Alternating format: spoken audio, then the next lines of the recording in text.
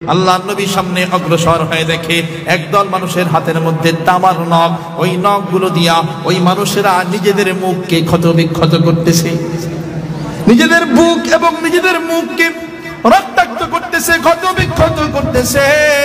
আল্লাহর নবী সাথে সাথে জিব্রাইলকে ডাক দিয়া কয়, ও জিব্রাইল রে, এই মানুষগুলো কারা? তাদের নখ এত বড় কেন?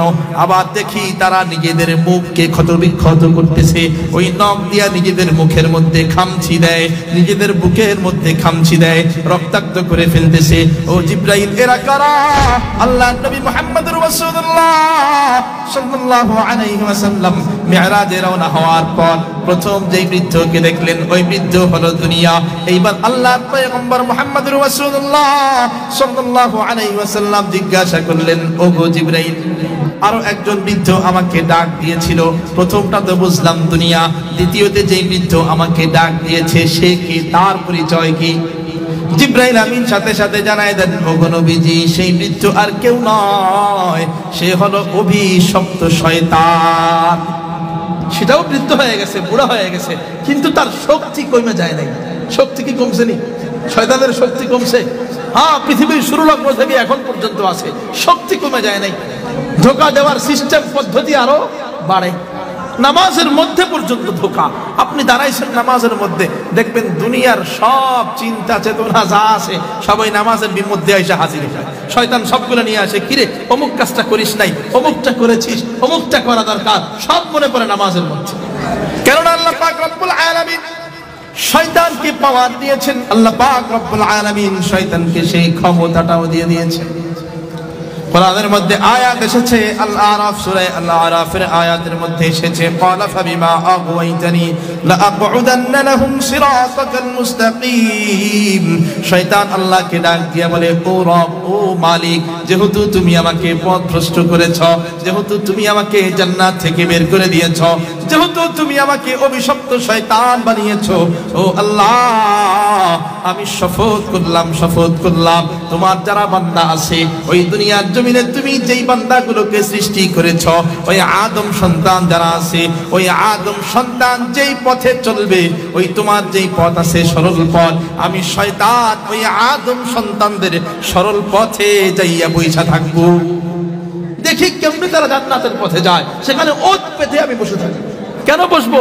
ধোঁকা দেওয়ার জন্য বসবো। পরের আয়াতে বলতেছেন, 17 নম্বর আয়াত সূরা আরাফ, ثم لآتينهم من بين أيديهم ومن خلفهم وعن أيمانهم وعن شمائلهم। শয়তান আল্লাহকে ডাক দিয়া বলে, আল্লাহ, ওই যে সরল পথে আমি বইসা থাকবো, শুধু এতটুকুই নয়, বরঞ্চ আমি চতুর্দিক থেকে তোমার বান্দাদেরকে আক্রমণ করা শুরু করব। চারদিক থেকে আমি আক্রমণ করব, হামলা করব। তাদের সামনের দিক থেকেও হামলা করব, তাদের পেছন দিক থেকেও হামলা করব, ডান থেকেও হামলা করব, বাম থেকেও হামলা করব, তার মানে চতুর্দিক থেকে হামলা করব। এখন এই ধরনের হামলা আমাদের উপরে হয় কি হয় না? শয়তান হামলা করে কি করে না? সামনে যাবেন সেখানেও শয়তান, পেছনে যাবেন সেখানেও শয়তান, রাস্তায় হাঁটবেন সেখানেও ধোঁকা দিবে। রাস্তার মধ্যে চলতেছেন, নারী একজন রাস্তার মধ্যে হেঁটে যায়, শয়তান ধোঁকা দিয়ে কয়, একবার তাকাইলে অসুবিধা নেই। বলে না? একবার দেখলে অসুবিধা নাই। মোবাইল চালাইতেছেন, ইউটিউব চালাইতেছেন, ফেসবুক চালাইতেছেন, সামনে অশ্লীল দৃশ্য চলে আসছে, শয়তান কয়, একবার দেখ, অসুবিধা নাই। ওই যে আল্লাহকে তো বলেই দিয়েছে, আল্লাহ, তোমার বান্দাগুলোরে আমি ডান থেকেও আক্রমণ করব, বাম থেকেও আক্রমণ করব, পেছন থেকেও আক্রমণ করব, সামনের দিক থেকেও আক্রমণ করব। সুম্মা লাআতিয়ান্নাহুম মিন বাইনি আইদিহিম ওয়া মিন খালফিহিম ওয়া আন আইমানিহিম ওয়া আন শামাইলিহিম। চতুর্মুখী আক্রমণ তাদের উপরে করব। আল্লাহ, তুমি দেখো তোমার অধিকাংশ বান্দাকে তুমি তোমার পথে পাইবা না, তোমার শুকরগুজার বান্দা হিসাবে পাবা না। আমি এমন আক্রমণ করব, অধিকাংশ বান্দারে তুমি কৃতজ্ঞ বান্দা হিসাবে পাইবা না। বানাইছো তুমি, খাওয়াইতেছো তুমি, রিজিক দাও তুমি, চলার তৌফিক দিয়েছো তুমি, দেখার তৌফিক দাও তুমি, শোনার তৌফিক দাও তুমি, সবই তুমি করবা, কিন্তু দেখবা তারা অনুসরণ করে আমার। এখন হয় না? আমাদের রিজিক দিয়েছেন কে? এই যে চলতেছি আমরা, চলার তৌফিক দিয়েছেন কে? যেই চোখ দিয়ে দেখতেছি, দেখার তৌফিক দিয়েছেন কে? দেখার শক্তি দিয়েছেন কে? যেই কান দিয়ে আমরা শুনতেছি, শোনার শক্তি দিয়েছেন কে? হ্যাঁ, কিন্তু এই চোখ দিয়ে আমরা আল্লাহর ভালো কাজ দেখি না, এই কান দিয়ে আমরা আল্লাহর কথা শুনি না, বরঞ্চ কান দিয়ে শয়তানের কথা শুনি। শয়তানের কথা মানে ওই যে বাদ্যযন্ত্র দিয়ে যে গানগুলো হয়, খারাপ যে কথাগুলো হয়, সেই কথাগুলো শুনতে বড় আমরা ভালোবাসি। আল্লাহ রাব্বুল আলামিন পরের আয়াতে বলতেছেন, যাও এখান থেকে বের হয়ে যাও, শয়তান তুমি শোনো, এখান থেকে তুমি বের হয়ে যাও। আল্লাহ পাক রব্বুল আলামিন বলেন, ও শয়তান তুই বের হয়ে যা, বের হয়ে যা। তোর পেছনে যারা থাকবে আমি আল্লাহ জানাই দিলাম, শোনো, তোর পেছনে যারা থাকবে, তোর কাছে যারা যাবে, তোর তাবেদারি যারা করবে, তোর গোলামি যারা করবে, তার মানে এক কথায় শয়তানের গোলামি যারা করবে, আল্লাহ পাক রব্বুল আলামিন বলেন তোরে সহ তোর গোলাম যারা আছে সবাইর দিয়া আমি জাহান্নামকে পরিপূর্ণ করব। যাবা শয়তানের পিছনে যাও, আল্লাহ কয় সবগুলোরে দিয়া আমি জাহান্নামকে পরিপূর্ণ করব। টেনশন হলেও না, তুমি ভাবতেছো সবগুলোরে তুমি করবা, পথভ্রষ্ট করবা, সরল পথ থেকে আল্লাহর পথ থেকে সবগুলোকে পথভ্রষ্ট কইরা জাহান্নামের পথে উঠায় দিবা, অসুবিধা নাই। তোমার তাবেদারি যারা করবে, তোমার গোলামি যারা করবে, তোমার অনুগত যারা হবে, সবগুলোরে দিয়ে আমি আল্লাহ জাহান্নামকে পরিপূর্ণ করে দেব। চাইলে আল্লাহর নবী প্রথম একজন বৃদ্ধকে দেখলেন, সেই বৃদ্ধকে মনে আছে? যদি বলেন সেই বৃদ্ধকে। দ্বিতীয় যে বৃদ্ধকে দেখলেন সেই বৃদ্ধকে জোরে কোন কে?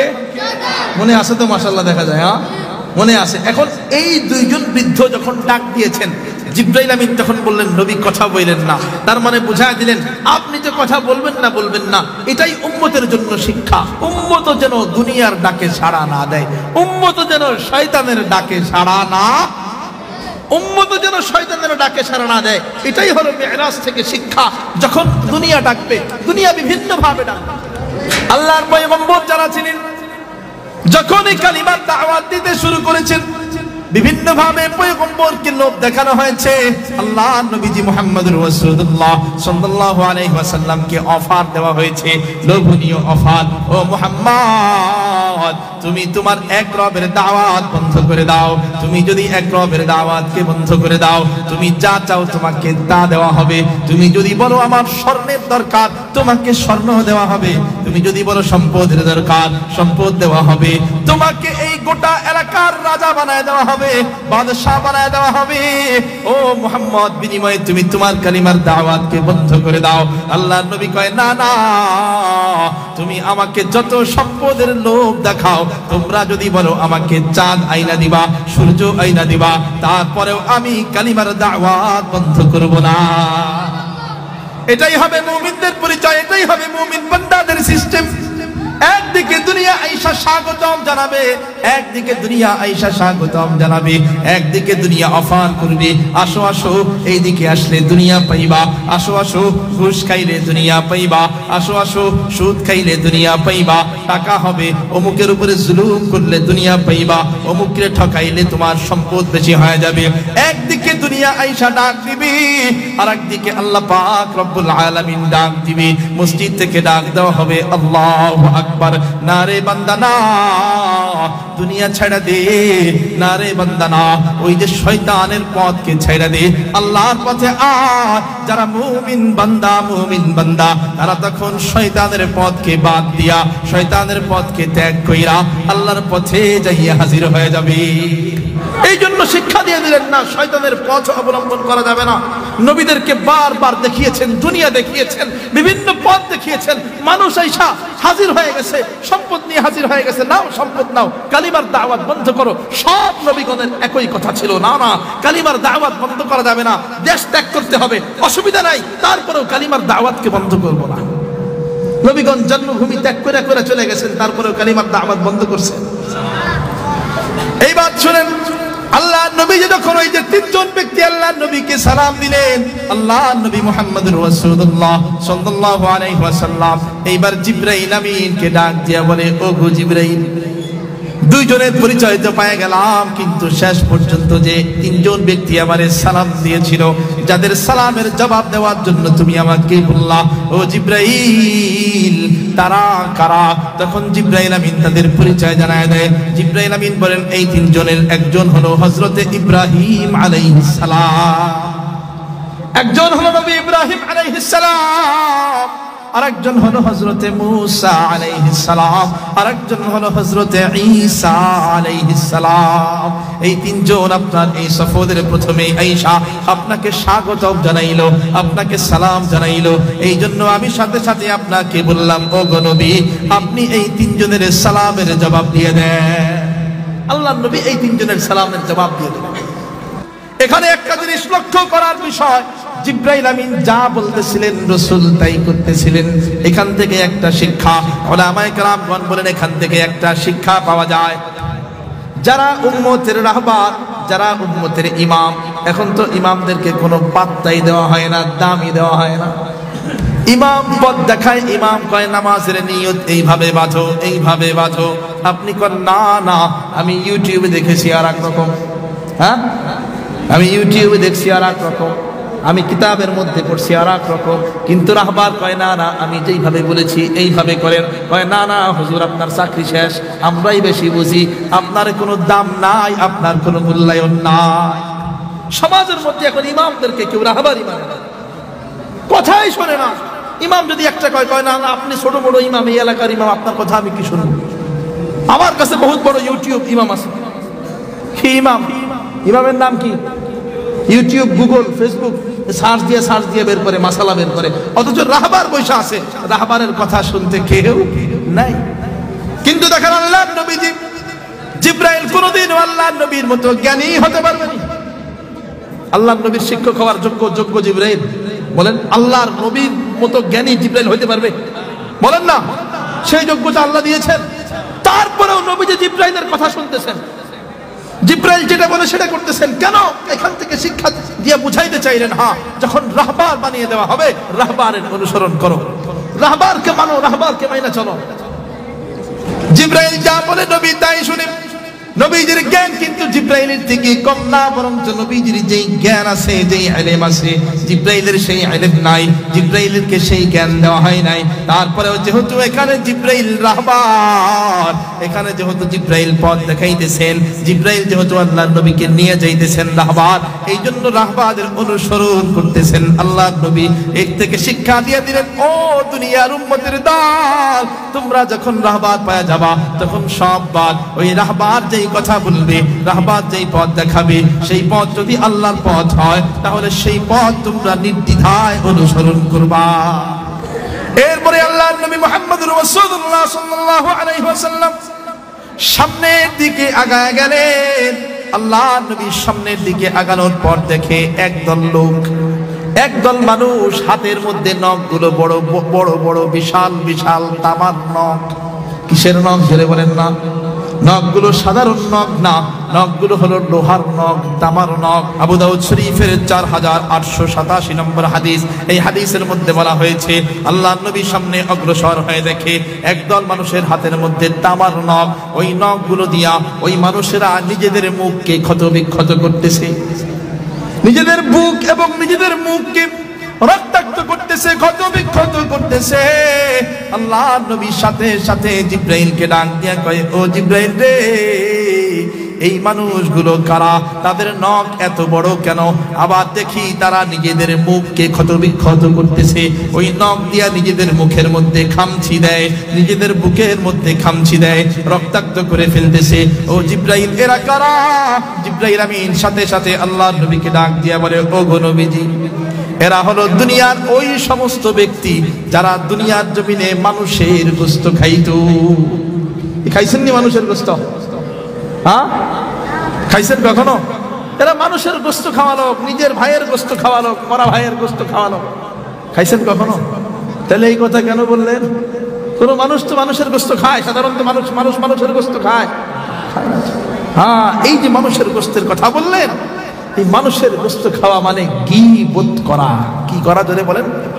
গীবত করাকে আল্লাহ পাক রব্বুল আলামিন কোরআনুল কারীমের মধ্যে ভাইয়ের গোশত, মরা ভাইয়ের গোশত খাওয়ার সাথে গোশত খাওয়ার মতো তুলনা করেছেন। মরা ভাইয়ের গোশত খাওয়াও যেই রকম অপরাধ, গীবত করাও সেই রকম অপরাধ। আল্লাহ পাক রব্বুল আলামিন বলেন, ইয়া আইয়ুহাল্লাযীনা আমানু ইজতানিবু কাসীরাম মিনায-যন্ন, ও বান্দারে, মানুষের প্রতি কুধারণা করা থেকে, মানুষের প্রতি অনুমান করা থেকে, অনুমান করা মানে অমুকে মনে হয় গুনাহগার, অমুকে মনে হয় এই কাজটা করে, অমুকে মনে হয় চুরি করেছে, অমুকে মনে হয় ডাকাতি করেছে, আপনি দেখেন নাই কিন্তু মানুষের সম্বন্ধে আপনি কুধারণা করতেছেন, অনুমান করতেছেন। আল্লাহ পাক রব্বুল আলামিন আয়াতের মধ্যে বলেন, হে ঈমানদার বান্দা, তোমরা এইভাবে আন্দাজে অনুমান করা থেকে বিরত থাকবা। কার অর্ডার? জোরে বলেন না, কার অর্ডার?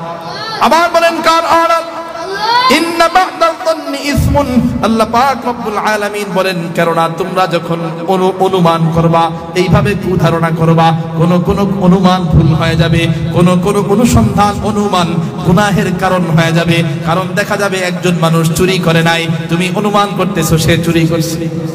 এখন যদি সে চুরি আসলেই না করে, তাহলে এই অনুমান করার দ্বারাই তোমরা গুনাহগার হয়ে যাবা। অনুমান করতে নিষেধ করছেন। এক নম্বর অর্ডার আল্লাহ। কার অর্ডার? জোরে বলেন, আবার বলেন, কার অর্ডার? ইয়া আইয়ুহাল্লাযীনা আমানু ইজতানিবু কাসীরাম মিনায-যন্ন ইন্না বা'দায-যন্নি ইসমুন ওয়া লা তাজাসসু। আল্লাহ পাক রব্বুল আলামিন দুই নম্বরের অর্ডার দেন, তোমরা কারো গোপন ত্রুটির অনুসন্ধানে যাবা না। একজন দোষ করেছে, এইবার খুঁজা বের করাই লাগবে। একজন দোষ করেছে, এইবার খুঁজা বের করতেই হবে। এইভাবে আমরা অনুসন্ধান করি, অথচ খুঁজা বের করার পর তারে যে সংশোধন করে দিব এই জন্য না, তার বদনাম করার জন্য এইভাবে আমরা গোপন দোষের পিছনে পড়ে যাই। ওই মানুষটা কি করে খুঁজা বের করতে হবে, সে কি অপরাধ করে খুঁজা বের করতে হবে। এই অপরাধ আরেকজনের অপরাধ খোঁজার আগে নিজের অপরাধের দিকে যদি তাকান, তাহলে দেখবেন অপরাধের কোনো শেষ নাই। এরপরে আল্লাহ পাক রব্বুল আলামিন বলেন, ওয়ালা ইয়াগতাব বা'দুকুম বা'দা। আল্লাহ পাক রব্বুল আলামিন বলেন, তিন নম্বরে হলো তোমরা একে অপরের গীবত করবা না। তিন নম্বরে আল্লাহ পাক বললেন, তোমরা কেউ কারো গীবত করবা না। আমি আল্লাহ তোমাদেরকে এই গীবত করার অনুমতি দেই নাই। গীবত করবা না, এই তিনটা মানতে পারলেই সমাজ পরিবর্তন হয়ে যাবে, সমাজ সুন্দর হয়ে যাবে। আল্লাহ পাক রব্বুল আলামিন প্রথম বলতেছেন, ও বান্দা, প্রথমত তোমরা কাউকে কারো প্রতি কুধারণা রাখবা না, কুধারণা করবা না যে অমুকে মনে হয় এইটা করতে পারে। এই যে অনুমান করতেছেন, খারাপ অনুমান করতেছেন, না না, এই অনুমান করতে আল্লাহ পাক নিষেধ করেছেন। দুই নম্বর, একজনে গোপনে একটা দোষ করছে, আপনি তার পিছনে পড়ে গেছেন তার বদনাম করার জন্য, ওই দোষ খুঁজে বেরই করবেন আপনি। হ্যাঁ, যদি এইরকম হয় যে দোষটা খুঁজে বের করে তারে আপনি সংশোধন করে দিবেন, অথবা রাষ্ট্রীয় কোনো বিষয় আছে, একজনকে খুন করছে, এখন রাষ্ট্রের পক্ষ থেকে অনুসন্ধানের জন্য গোয়েন্দা পাঠানো হয়েছে, সেটা ভিন্ন। কিন্তু আপনি কিছু করতে পারবেন না, এমনি আপনি খোঁজ করতেছেন কেমনে ওরে নিচে নামানো যায়, কেমনে নামানো যায়, না না, এটা চলবে না। আল্লাহ কয়, গোপনে দোষ করছে, তুমি তার পিছনে খুঁজতে যাইও না, অনুসন্ধান করার অনুমতি তোমাকে দেওয়া হয়নি। তাহলে এক নম্বর, অনুমান করবা না, খারাপ ধারণা করবা না। দুই নম্বর, কারো দোষ ত্রুটি তালাশ করতে যাবা না। তিন নম্বরে আল্লাহ পাক রব্বুল আলামিন অর্ডার করে জানায় দেন, ও বান্দারে, তোমরা কারো গীবত করবা না, একে অন্যের গীবত করবা না, কারো পরনিন্দা করবা না, কারো গীবত করবা না, আমি আল্লাহ অনুমতি দেইনি। আয়াতের পরবর্তী অংশে আল্লাহ পাক রব্বুল আলামিন বলেন, আইয়ুহিব্বু আহাদুকুম আইয়াকুলা লাহমা আখিহি মাইতান ফাকারিহতুমু। নিশ্চয়ই তোমরা কোন মৃত্যু ভাইয়ের গোশত খেতে তোমরা তো কেউ পছন্দ করো না। আল্লাহ পাক বুঝাইতে চান, এই যে তোমরা যারা দুনিয়ার জমিনের মানুষ আছো, কেউ কি মৃত্যু ভাইয়ের গোশত খাইতে পছন্দ করেনি? পছন্দ করে? যেই ভাই মারা গেছে, ভাইয়ের গোশত খাইতে কেউ পছন্দ করে? বলেন না, কেউ পছন্দ করে? আল্লাহ পাক প্রথম প্রশ্ন করেছেন, তোমরা কি মৃত্যু ভাইয়ের গোশত খাইতে পছন্দ করবা? না না। তাই এবারে আবার জবাব দিচ্ছেন, না না, এটা তো তোমরা ঘৃণা করো। তোমরা তো মৃত্যু ভাইয়ের গোশত খাওয়াকে ঘৃণা করো। মৃত্যু ভাইয়ের গোশত খাওয়াকে যদি তোমরা ঘৃণা করো, তাহলে শুনে নাও, এই যে গীবতটা আছে, এই গীবতটা মৃত্যু ভাইয়ের গোশত খাওয়া থেকেও নিকৃষ্ট কাজ। আল্লাহর নবী মিরাজের মধ্যে তো দেখলেনই গীবতকারীর পরিস্থিতি কেমন হয়, গীবতকারীর পরবর্তী সময়ে তার শাস্তি কেমন হয়। নিজের আঙুল দিয়া নিজে মুখ আঁচড়ে ফেলতেছে, নিজের বুক আঁচড়ে ফেলতেছে। আল্লাহর পয়গম্বর তো দেখলেন, আবার আল্লাহর সরাসরি অর্ডার কোরআনের মধ্যে আছে। আল্লাহ পাক রব্বুল আলামিন বলতেছেন, না না, গীবত করব না, কারণ গীবত করাটা হলো মৃত্যু ভাইয়ের গোশত খাওয়ার চাইতেও নিকৃষ্ট কাজ। এখন তোমরা তো মৃত ভাইয়ের গোশত খাইতে অপছন্দ করো, তাহলে গীবত কেন এত পছন্দ, কেন এত মানুষের নামে বদনাম করতে ভালো লাগে? এখন তো একটা ট্রেন্ড হয়ে গেছে, অভ্যাস হয়ে গেছে। নিজেরে একটু উঠাইতে চাইলে হ্যাঁ আমি ওইটা পারি, কিন্তু অমুক যে কি করলো জিন্দগিতে আসলে কিছু করতে পারে নাই, অমুক এইটা করছে, তার এই দোষ, তার এই দোষ, তার এই দোষ, নিজেরে ভালো বানানোর জন্য আরেকজনের বদনাম করো। আছে না নাই? জোরে কন্যা। নিজেকে ভালো বানানোর জন্য আরেকজনের বদনাম করি। আল্লাহ পাক রব্বুল আলামিন বলতেছেন, হ্যাঁ যদি এরকম হয়ে যায়, আগে যদি এরকম হয়ে যায়, আল্লাহ পাক রব্বুল আলামিন আয়াতের পরবর্তী অংশে বলতেছেন, ওয়াত্তাকুল্লাহ, আল্লাহকে ভয় করো বান্দা। আগে করে ফেলাইছো, হয়তোবা জানতা না, আগে করে ফেলাইছো, হয়তোবা কোনো বয়ানে শুনো নাই, আগে করে ফেলাইছো। তার মানে কারো সম্পর্কে তুমি কুধারণা করে ফেলেছো, অথবা কারো দোষ ত্রুটি তালাশ করার জন্য অনুসন্ধান করেছো, মানুষটারে নিচে নামানোর জন্য তার দোষ খোঁজ করেছো, অথবা কারো গীবত করে ফেলেছো। ও বান্দা, আগে করে ফেলেছো, হয়তোবা তুমি জানতা না, মনের অজান্তেই করে ফেলেছো, শয়তানের ধোঁকাতেই করে ফেলেছো। আল্লাহ পাক রব্বুল আলামিন বলেন, ওয়াত্তাকুল্লাহ, এইবার তুমি আল্লাহকে ভয় করো, আল্লাহকে ভয় করো। ইন্নাল্লাহা তাওয়াবুর রহিম, সাথে সাথে তুমি তওবা করো। যে গুনাহ করেছো, গুনার জন্য তওবা করো। আরেকজনের সম্বন্ধে তুমি খারাপ ধারণা করেছো, তার কাছে মাফ চাইয়া নাও, তার কাছেও ক্ষমা চাও, আল্লাহর কাছেও ক্ষমা চাও। আরেকজনের দোষ ত্রুটি খোঁজ করেছো, তার কাছেও ক্ষমা চাও, আল্লাহর কাছে ক্ষমা চাও। আরেক ভাইয়ের গীবত করে ফেলেছো, পরনিন্দা করে ফেলেছো, ওই ভাইয়ের কাছেও ক্ষমা চাও, আল্লাহর কাছেও ক্ষমা চাও। নিশ্চয় আল্লাহর কাছে ক্ষমা চাইলে আল্লাহ তোমার তওবা কবুল করে নেবে। এই যে সমাজ পরিবর্তনের জন্য সর্বোত্তম শিক্ষা হলো, 1 নম্বর, আমরা কারো প্রতি খারাপ ধারণা করব না। 2 নম্বর, কারো দোষ ত্রুটি ইচ্ছাকৃতভাবে তালাশ করব না, খোঁজ কইরা বদনাম করার জন্য কারো দোষ ত্রুটি আমরা খোঁজ করব না। 3 নম্বর, কারো গীবত করব না। কাজ কয়টা? জোরে বলেন, কাজ কয়টা? 1 নম্বর কাজ হলো কারো প্রতি খারাপ ধারণা করব না। সে যদি না হয়, হতে পারে ওই যে সেই কাজটা করে নাই, কিন্তু আপনি খারাপ ধারণা করছেন, আপনার গুনাহ হয়ে যাবে, গুনাহগার হবে। এই জন্য কারোর প্রতি কখনো খারাপ ধারণা করব না। 2 নম্বর, কারো কোনো গোপন দোষ ত্রুটির পিছনে পড়ে যাব না, অনুসন্ধান করতে যাব না। 3 নম্বর, কারো গীবত করব না। এই 3টা মনে থাকবে তো?